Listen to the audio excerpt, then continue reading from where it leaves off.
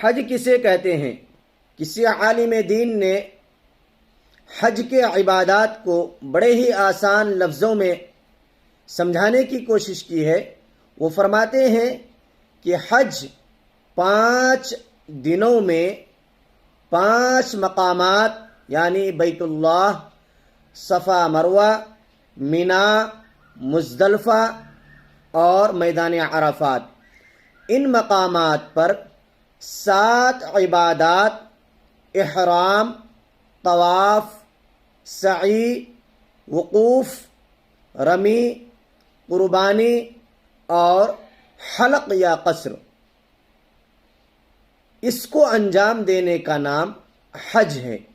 تو گویا خلاصہ یوں نکلا کہ 5 دنوں میں 5 مقامات پر 7 عبادات کو انجام دینے کا نام حج ہے۔